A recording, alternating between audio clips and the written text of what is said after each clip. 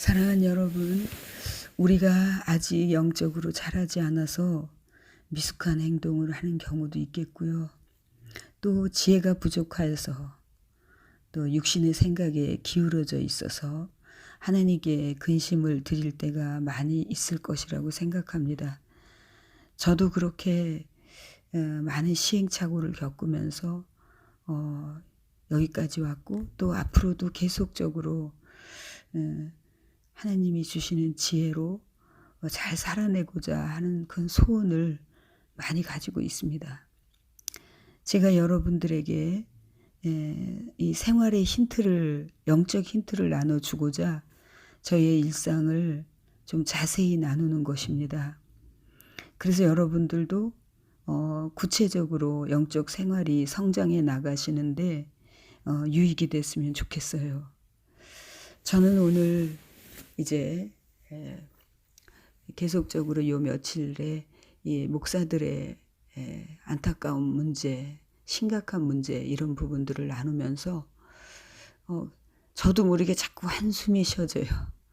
아유 막 그렇게 이것도 그렇고 저것도 그렇고 막 그런 이렇게 안타까움이 제 본능에서 계속 일어나고 있습니다. 그래서 오늘은 제가 오랫동안 민망하게 생각하고 정말 이건 아닌데 그런 생각들 해왔던 생각들 중에 하나인 그 헌금에 대한 얘기를 여러분에게 나누고자 합니다.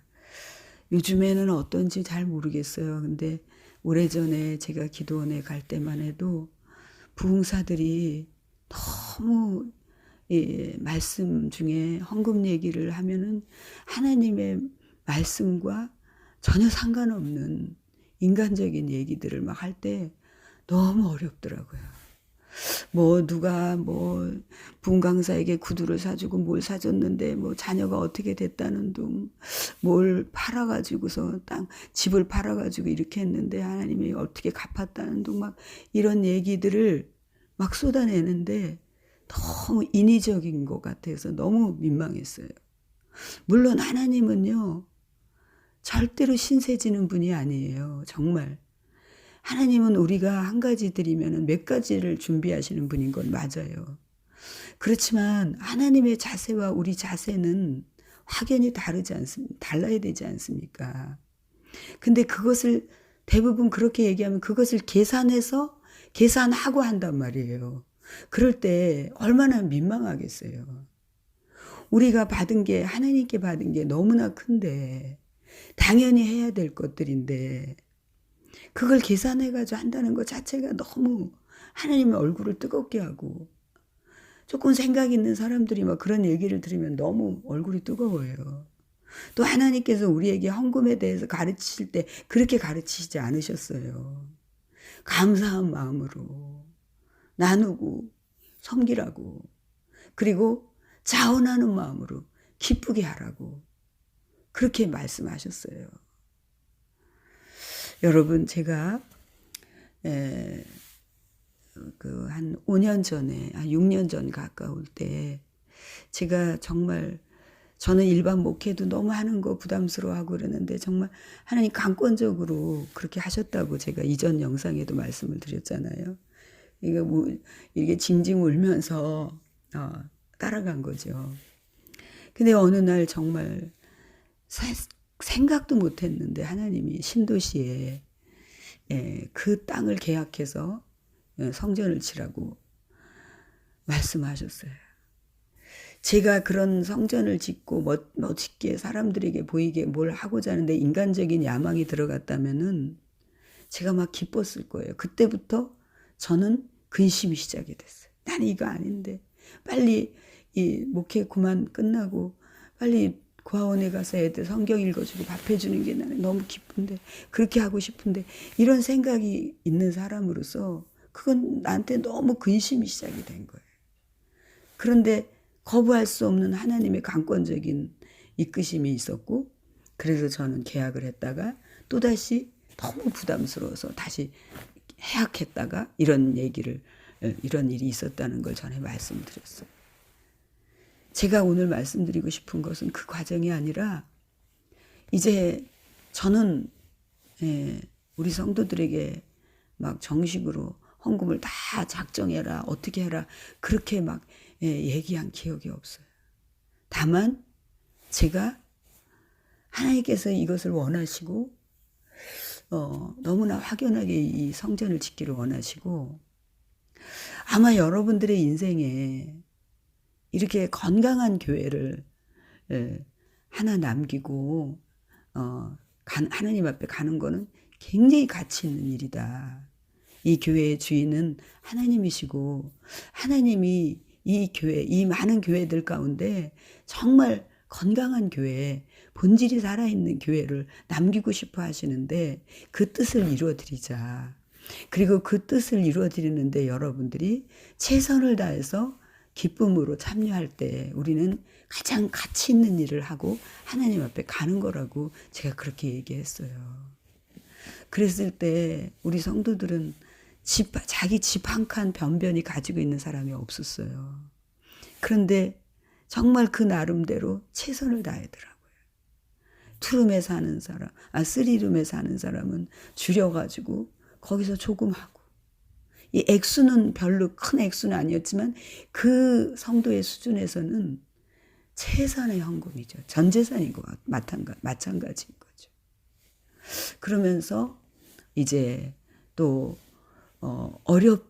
어려운 상황이었지만 또 대출을 받고, 그러면서 지금의 성전을 짓게 되었습니다.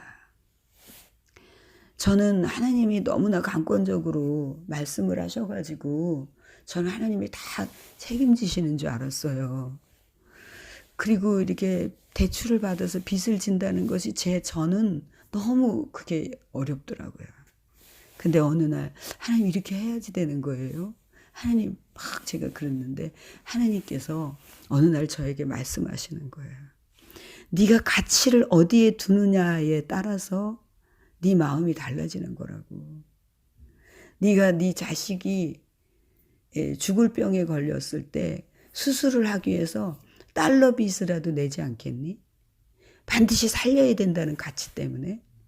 그러면 이 성전을 지어야지 된다는 진정한 가치가 서 있다면 어떻게 쓰든지 너희들이 감당하려고 해야지 되는 게 맞는 거 아니니? 라고 저에게 너무너무 명쾌하고 합리적인 상식적인 얘기를 해주셨어요.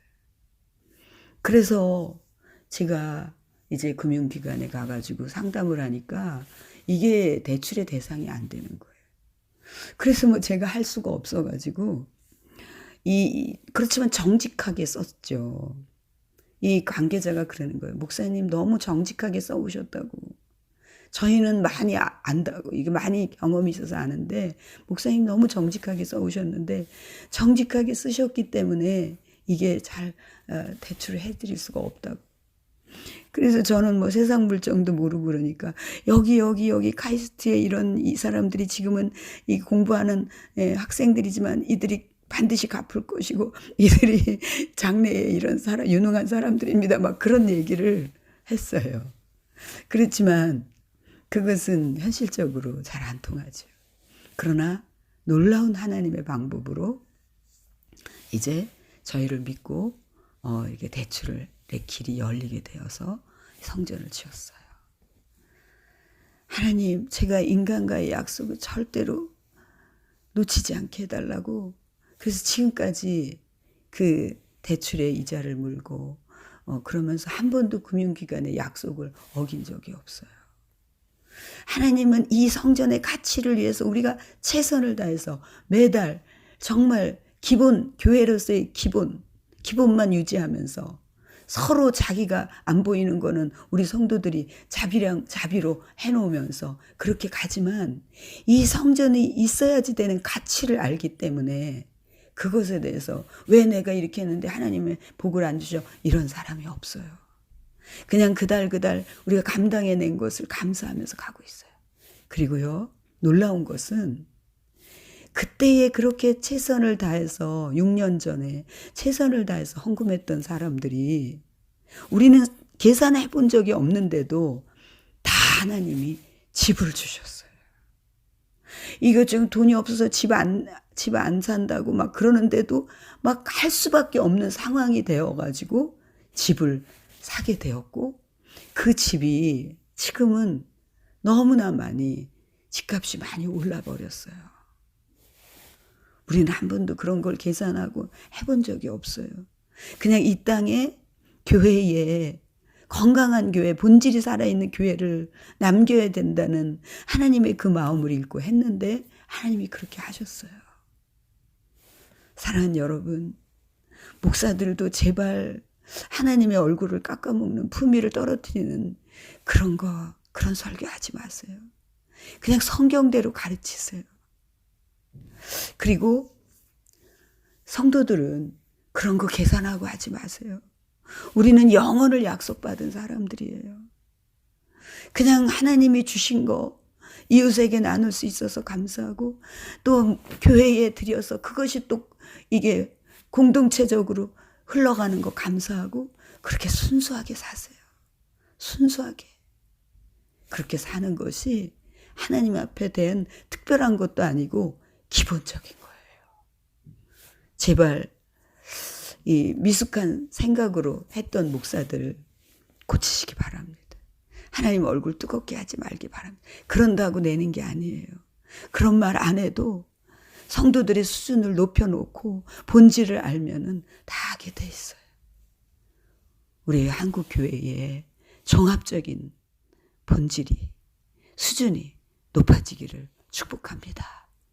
여러분 사랑합니다.